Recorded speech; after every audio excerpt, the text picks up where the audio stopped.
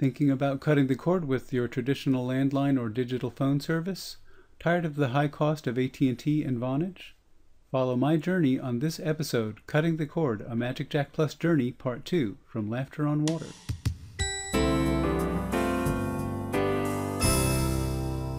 In Part 1 of this video series, I discussed pros and cons and explored the costs involved. For our home, we decided to cut the cord with AT&T landline and jump to the magicJack Plus. In Part 2 of this video series, I'll discuss considerations, strategies, and what we thought of as reasonable expectations for the magicJack Plus service. Now that we've analyzed cost, let's look at the strategy for achieving internet phone service without too much stress. Stage 1 is just the overview of the general plan. First, we set up a Google Voice account with a local telephone number. It'll be free.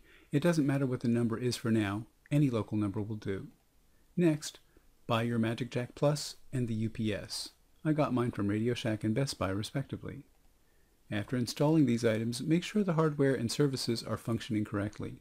That means we need to first modify the router to work properly with the magicJack by setting up port forwarding. Once this is working properly, we can call forward from Google Voice to the magicJack Plus. If you're like me and you've had your landline number forever, now is the time to decide if you want to port your landline number. This is a multi-step process we'll go over later in the presentation.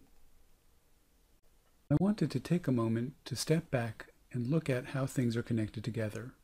It should be self-evident, but I'm going to spell it out here. First, we need a modem. I suggest a DOCSIS 3 modem if you're going to go with cable. That modem should be connected to the router, and the router should be connected to the magicJack Plus. And the magicJack Plus, of course, should be connected to the phone. All of these items should be connected together to the UPS backup power supply. More often than not, these will all sit on a single desk or in a closet. I've got mine in a utility closet. It's not a pretty sight, so I'm not going to show it here. Of major consideration is the router. I'm using an Asus RT N16 gigabit router. You need a relatively modern router in order to take full advantage of the magicJack Plus. Modern routers all include screens that allow port forwarding. If you don't see port forwarding, Wi-Fi protected access to or WPA2, or quality of service or QoS as options in your router interface, you should probably buy a new router and add this to your initial cost list. magicJack is less than reliable without at least port forwarding. The differences from router to router will be minor. Let's plug in the numbers as we go. There are 3 things you can do to make our magicJack Plus experience a little smoother. The first is to reserve the IP address of the magicJack Plus. The second is to forward the SIP ports to that IP. The third is to forward the RTP ports similarly. Let's take a closer look. Let's first reserve an internal IP for the magicJack Plus. Unless otherwise specified, each item connected to your router is dynamically assigned an IP within a specified range. That means every time your router reboots, your magicJack could get a different IP. We need that not to happen, so we reserve an IP for it outside the dynamic IP range. Without getting too technical, most consumer routers have an IP range with numbered addresses ending in .100 to .149, or a range of about 50 IPs that can be assigned to any device capable of connecting to the router. We'll reserve an IP lower than .100, in this case .6. Each device has a unique 10-character ID, usually separated by 5 colons or hyphens, called a MAC ID or MAC address. You can find the MAC ID for your magicJack Plus by going to the device list in the status area of your router's web interface. magicJack's MAC IDs typically start with something like 6C33A9. Copy the MAC ID. On the static IP reservation screen, you can see I've got the MAC address for the magicJack Plus already added. It doesn't matter what the IP address is, so long as it's within the address range of your router, outside the range of your dynamically assigned IPs, and not already reserved for another MAC ID. Here we can see a number of other MAC addresses already assigned. Devices that offer services like printing or phone generally do best when they have a reserved IP address. Remember to save those settings. Once we've got the IP reserved, we need to forward traffic from specific ports to magicJack using its reserved IP address. That's done in the port forwarding interface on your router. I've already set up port forwarding for two specific Session Initiation Protocol ports, or SIP ports, and a range of Real-Time Transfer Protocol ports, or RTP ports. In my router web interface, separating port numbers by a comma indicates specific port numbers to be forwarded. Two port numbers separated by a hyphen indicates a range of ports that may be used by a device, as is the case with RTP.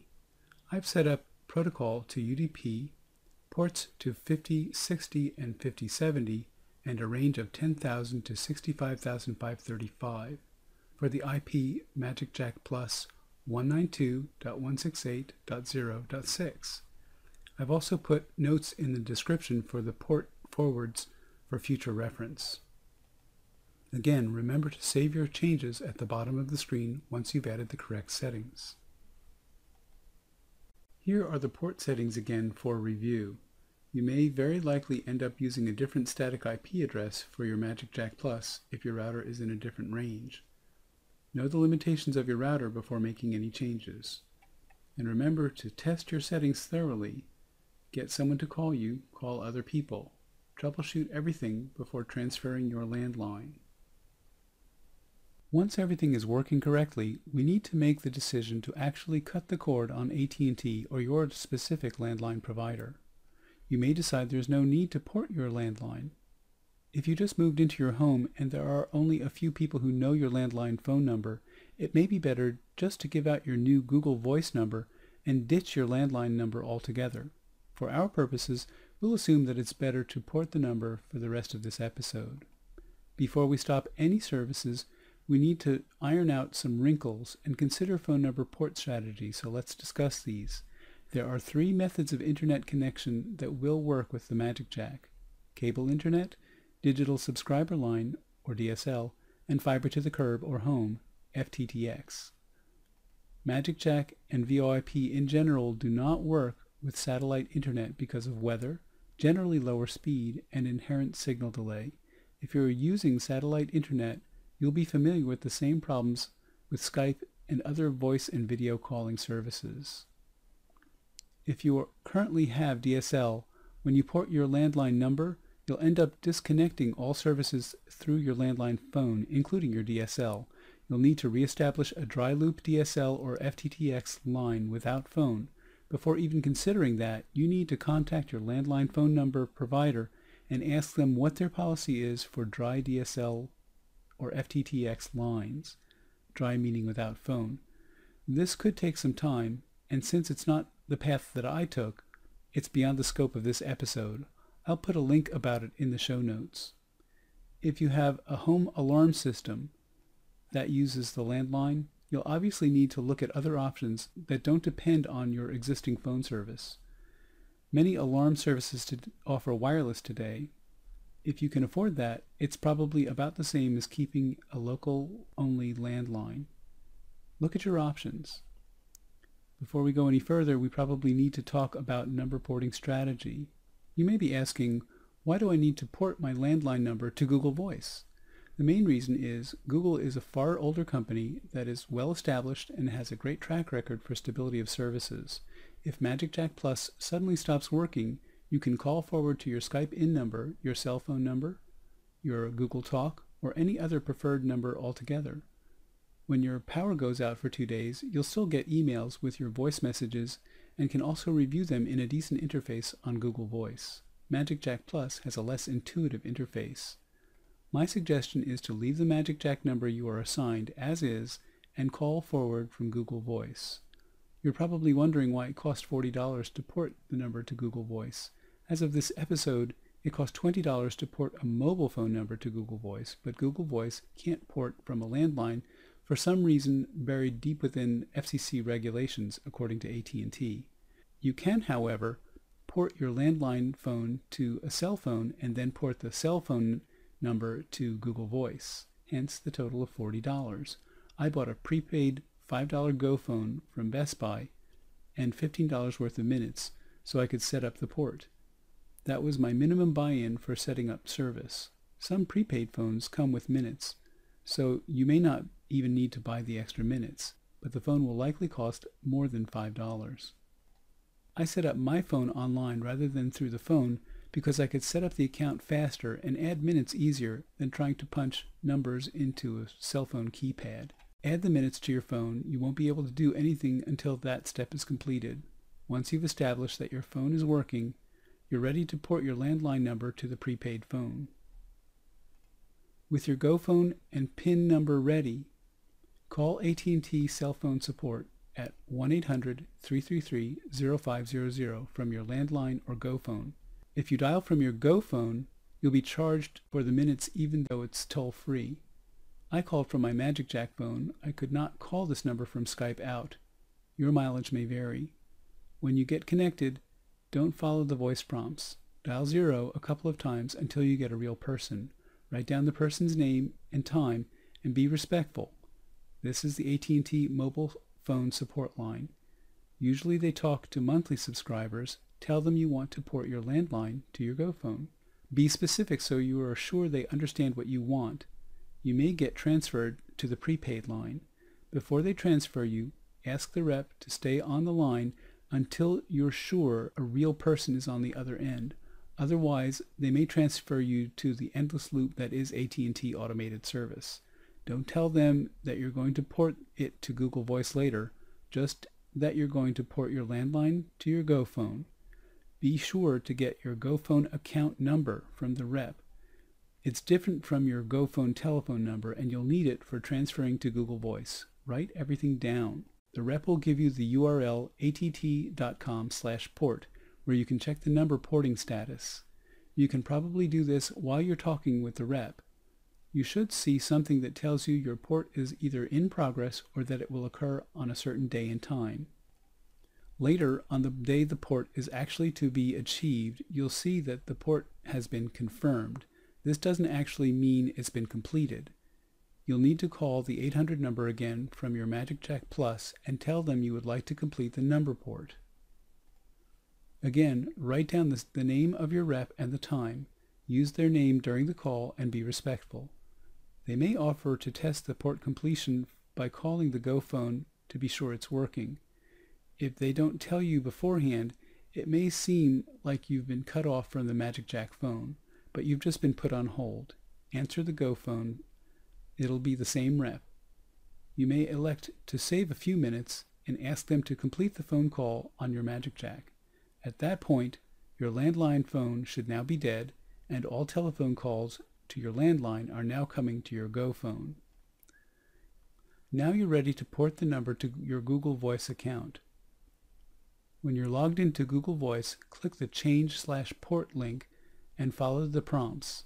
You'll be asked to pay $20 through Google Wallet. If you don't already have a Google Wallet account, you'll basically be setting one up. Follow the prompts until the transaction is complete.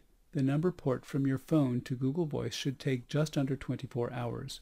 You'll be able to check the status by checking your Google Voice number. You can also check your email for a port completed notice. In the meantime, you'll be able to receive calls on your temporary cell phone for what used to be your landline. Go ahead and use up your minutes if you want to, but don't use them all just in case it takes more than 24 hours. Suffice it to say, you're probably going to eat the cost of about $10 or more of whatever money is left on the cell phone credit after the transfer is complete. You could wait a day and use up the minutes, but you have to decide whether that's a waste of time or not. If you're used to just picking up the landline and want it to be over, just port it and be done. Mine was completed in just under 24 hours. You've ported your Go phone number to the Google Voice account. At this point, the cell phone you bought for the completion of this project will now be dead. The Go phone may actually allow 911 calls for the few days that the minutes are still good. Although I haven't tried, you could probably call the 800 number I suggested and ask for a new number. You'll probably need to buy minutes again. That way, you'll have an emergency phone. We keep an emergency phone that costs $25 every 3 months to be filled. We don't use it often, but when we're traveling or if the power goes out, it's nice to have that as a fallback. While I have some environmentally ethical reservations about buying a $5 prepaid phone for the purpose of transferring a phone number, it was the only way that I could find to do it. However, my old Go phone is getting dog-eared and battered, so transferring the SIM card and recycling the old Go phone is a more environmentally sustainable option. Let's talk a little bit about the magicJack customer service. magicJack customer service is all done on chat. They follow a script like most customer service representatives. Other than what they're given in front of them, most of the reps really have no clue. Either there is purely a Siri-style intelligent automated answering service that makes guesses as to what's happening, or they just click buttons and send pre-phrased suggestions to the customer. I've asked them if they are American citizens and gotten yes as a response. More often than not, the reps who answer will not be very capable. There will be a point at which the person will transfer you to one of their top 10 reps as rated by our customers. These people seem to be real. I suspect they actually live in the US, and depending on how many people just bought a magicJack device, you may spend half an hour or more on chat hold, especially on Saturday nights. As I've said before, you are your own support. You'll probably get some more help from the various forums online than you will from any chat session. On magicJack phone quality, I tested this originally on my AT&T DSL 1.5 megabits per second down, 328 kilobits per second up internet service. Even with this slow service, as long as others aren't watching videos, the call quality was pretty decent. Again, it helps to have port forwarding enabled. It may even be worth enabling quality of service for the magicJack Plus for such a meager bandwidth internet connection, but this is again beyond the scope of this episode. I was happy enough with call quality to drop the AT&T services altogether since I knew Charter would be faster and cheaper. Next, I'll give you some feedback on AT&T customer service. If you write your questions down before you get on the phone with AT&T and check them off as you go, you'll have a better experience. Make sure they know you will not be making any changes to your service if you are only asking questions. When you are ready to make changes and your questions are answered, be clear that that is your intention. Lastly, I'd like to say a little bit about Google Voice support. Basically, there is little or no support except the Google Groups and a support website listed below. It is possible to get email support service, but don't expect immediate replies. Google support is famously glacial in its timing. Some last thoughts and considerations about cutting the cord. The magicJack Plus and the AT&T phone were packaged in blister packaging. Invariably, you end up cutting yourself on the edge of the plastic when trying to remove anything from this stuff. It should be illegal. It's supposed to be a form of theft deterrent, but frankly, it's just wasteful of plastic and frustrating to open. The modem came in a cardboard box with cardboard insets to keep it stationary in the box. It was easy to open and had a minimum of unrecyclable packaging. Do not use the flat Ethernet cable that comes with the magicJack Plus. It just barely fits a standard Ethernet socket, and it is difficult to extract once you've inserted it. I actually broke the Ethernet socket on my original magicJack when I tried to remove the cable. I didn't force it, and I was able to exchange the device for a new one. Remember, this device is plastic and fragile. The addition of a crummy Ethernet cable was not well thought out by magicJack. Use your own Ethernet cable and you won't damage your device or the Ethernet port on your router when you take your magicJack with you on vacation. GoPhone's 611 support is ludicrous. You are in an endless loop of upsell. You are not given the option to talk with a real person. Use the 800 number given earlier and be sure that when you are transferred that they stay on the line until the next representative is there and able to help you. Call from your magicJack Plus and save money if you think you're going to be on the phone for a while. Most people are going to plug their magicJack Plus directly into a base phone with multiple cordless satellite phones, removing the need to use existing house lines. However, you can actually plug your magicJack Plus into your home's phone system, provided that you follow a few simple directions so you don't short something out. Why would I want to do this? It can be useful if your cordless phone doesn't work when the power goes out to have an existing, unpowered, basic corded phone. First, make sure your AT&T landline service is physically disconnected at the Network Interface Device, or NID box, on the side of your house. You'll need a screwdriver to open the box. It may also help to have some electrical tape to keep the lines from shorting out. Once you've safely disconnected and stowed the lines from AT&T, and you know there is no power flowing into your home's phone lines, use a single line to two-line phone adapter to connect your phone to both the magicJack and your existing wall outlets. This will make any other cordless or corded phone connected to the wall outlets automatically use the magicJack. There is some concern with vintage phones regarding something called a ringer equivalency number, or REN. This can cause your phones to not ring when they should. We'll have a link to some of the information on that in the show notes. Finally, be sure to set up your E911. We're used to using it, and having it handy when we need it can only be beneficial for you, your family, and your guests. So now we have a working phone with an entirely transparent user interface. Most guests will never realize it's not a landline phone if you set it up correctly. Because of Google Voice, I can also answer the phone with my Skype in service as well as the magicJack Plus. On vacations, I can forward calls to my cell phone. It's not perfect, but so far it's about on par with the quality of most cell phones.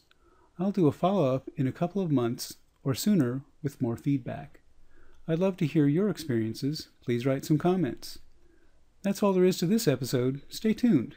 This is Chris with Laughter on Water. Thanks for watching.